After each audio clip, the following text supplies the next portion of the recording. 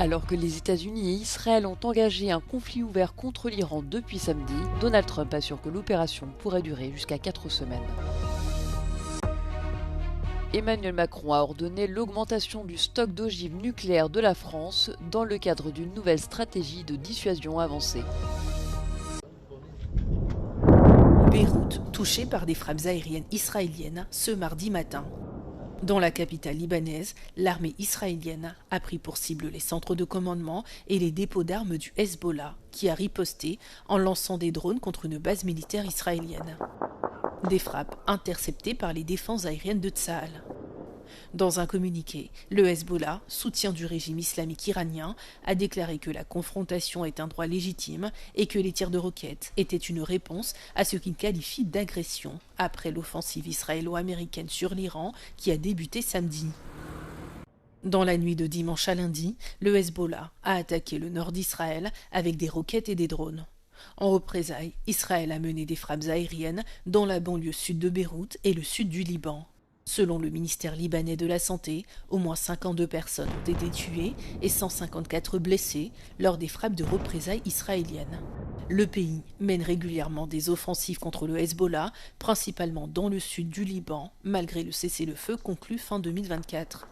Israël a stipulé dans cet accord avoir le droit d'attaquer les positions du Hezbollah s'il percevait une menace.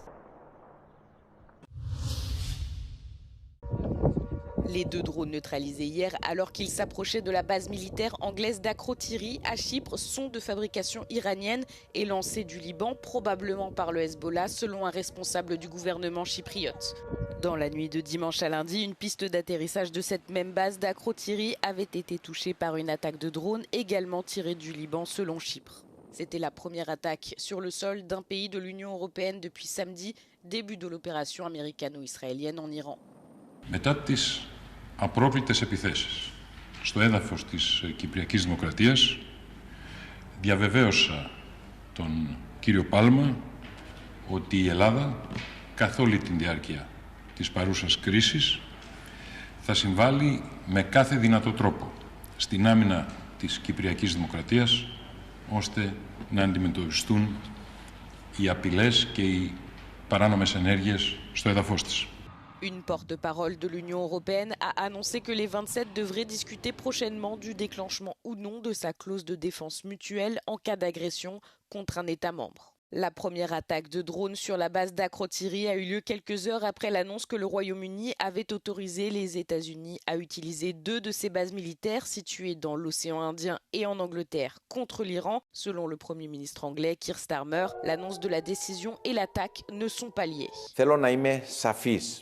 Η πατρίδα μας δεν μετέχει με οποιονδήποτε τρόπο κι ούτε προτίθεται να αποτελέσει μέρος οποιασδήποτε στρατιωτικής επιχείρησης. Παραμένουμε προσιλωμένοι στον ανθρωπιστικό ρόλο τον οποίον υπηρετήσαμε όλο αυτό το διάστημα, πάντοτε ως μέρος της λύσης και όχι του προβλήματος και θα συνεχίσουμε να λειτουργούμε με την ίδια υπευθυνότητα. La guerre en Iran s'étend alors que Téhéran poursuit ses frappes de représailles contre les pays voisins. L'Arabie saoudite affirme avoir intercepté des drones visant sa raffinerie de pétrole de Ras Tanura. Selon le ministère de la Défense du Royaume, ce site, capable de produire plus d'un demi-million de barils de pétrole brut par jour, a été attaqué par des drones ce lundi matin. Les frappes iraniennes ont également touché les Émirats arabes unis. La ministre française de la Défense, Catherine Vautrin, a confirmé qu'une base militaire française avait été touchée par une attaque de drones iraniens visant le port d'Abu Dhabi. Dans un message publié sur les réseaux sociaux, la ministre a précisé que les dégâts sont limités et uniquement matériels et qu'aucun blessé n'est à déplorer. Au Koweït, des colonnes de fumée se sont élevées de l'intérieur de l'ambassade américaine. Le ministère de l'Intérieur du pays a déclaré avoir intercepté à l'aube plusieurs drones en provenance d'Iran. De son côté, Washington a précisé que les 3 avions américains qui se sont écrasés la veille près de la frontière ont été abattus par erreur par l'armée koweïtienne. Les 6 membres d'équipage des engins se sont éjectés et sont sains et saufs, précise la Maison-Blanche.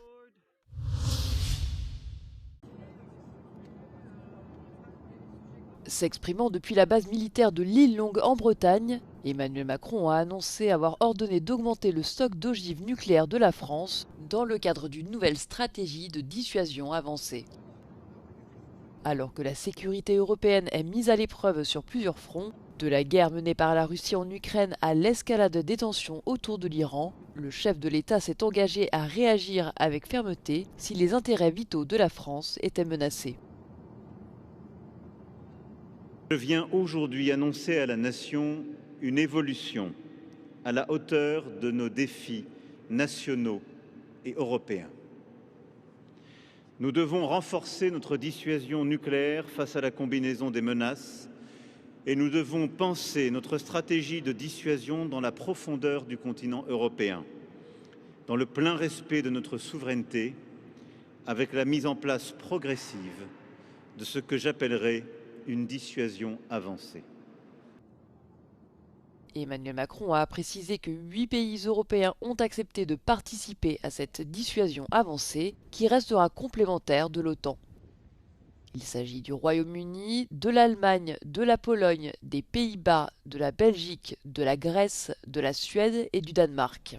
Selon le président, ces pays pourront notamment accueillir des forces aériennes stratégiques françaises afin de parer à toute tentative hostile.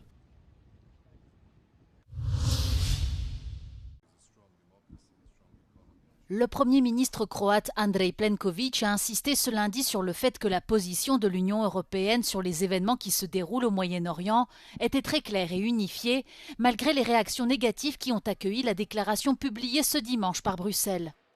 We shall continue consultations. I think that all the statements which were issued so far, but for maybe one or two, were very, very clear and unified. L'Espagne et la Slovénie ont bloqué des condamnations plus fortes, Madrid dénonçant en particulier les frappes américano-israéliennes de samedi contre l'Iran. Le ministre espagnol des Affaires étrangères, José Manuel Álvarez, a notamment affirmé que l'action unilatérale des États-Unis et d'Israël en Iran n'est pas soutenue par la Charte des Nations Unies ou le droit international. De son côté, Andrej Plenković a fait valoir que la France, l'Allemagne et le Royaume-Uni avaient pris à juste titre l'initiative sur ce sujet. I think the lead has been taken by the E3, where 2 member states of the European Union are participating due to the fact that they were the most involved in the talks with Iran. Les 3 pays ont publié une déclaration commune dans laquelle ils ont averti qu'ils étaient prêts à prendre des mesures défensives pour détruire la capacité de l'Iran à tirer des missiles et des drones à leur source.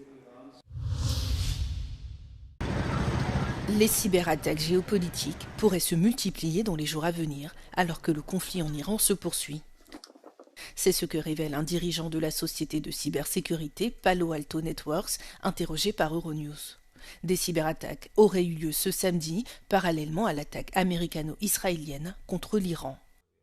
Dans le pays, des sites d'information ainsi que l'application Batsaba, calendrier religieux téléchargé plus de 5 millions de fois, auraient été piratés. Des messages indiquant aux utilisateurs, principalement musulmans, que l'heure du jugement dernier a sonné s'affichaient sur la plateforme. Au Royaume-Uni, le Centre national de cybersécurité a désigné l'Iran, aux côtés de la Russie et de la Corée du Nord, comme l'un des principaux acteurs à l'origine des attaques contre les infrastructures occidentales. Selon le dirigeant de Palo Alto Networks, les États-nations privilégient les attaques contre les infrastructures nationales critiques, telles que les réseaux de télécommunications, les réseaux énergétiques et les systèmes financiers. Dans le climat actuel, il recommande aux États de faire évoluer leur stratégie de défense pour y faire face. C'est un concours devenu incontournable en Europe. L'Eurovision réunit chaque année de nombreux fans dans plusieurs pays. Para nós são não sei quantos meses, desde setembro até maio. Então, sim, começa a intensificar ali em dezembro. Começamos a ter canções, começamos a ter finais nacionais, como o João disse, da Albânia e tudo mais. E depois, quando chegamos agora, estamos em fevereiro, março, é a loucura total. Há sábados que nós temos o ecrã dividido em 5 ou 6 quadradinhos com as finais nacionais de cada país, que é completamente de loucos tentar acompanhar aquilo, mas nós lá conseguimos. Pour les passionnés, suivre le programme est presque devenu un travail à plein temps. Les fans de l'Eurovision suivent les finales nationales, créent du contenu en ligne et partagent leur opinion sur les forums et les réseaux sociaux. Ils construisent une communauté liée par la musique, entre valeurs communes et différences assumées. Começamos por conversar uns com os outros sem termos noção de que estamos a criar essa tribo, sem termos noção de que essa comunidade se está a formar. O sentimento de casa é muito particular porque nós nos sentimos representados, não é? Porque eu acho que muita gente que durante o seu percurso de vida, infância, adolescência, mesmo na fase adulta, quando nos sentimos que estamos à parte, ali encontramos casa, um conforto, um abraço. Au cours de ces 70 ans d'histoire, l'Eurovision n'a pas échappé à la controverse. Cette année, la participation d'Israël est la principale source de critiques qui ont conduit au retrait de 5 pays du concours, dont l'Espagne, l'un des 5 principaux financeurs de l'événement. Le Portugal, par l'intermédiaire de la RTP, le service de radio et de télévision, maintient sa participation malgré le boycott de la plupart des artistes participant au concours qui, même s'ils gagnent, refusent de se rendre à Vienne pour représenter leur pays.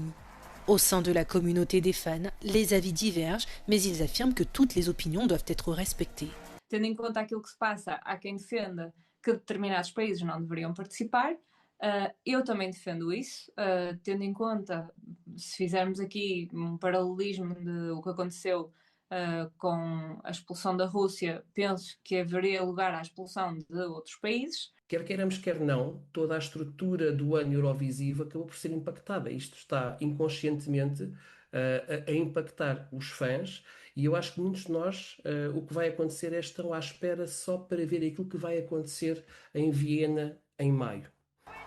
La finale de l'Eurovision aura lieu le 16 mai à Vienne en Autriche. Cette année, 35 pays participeront officiellement à l'événement.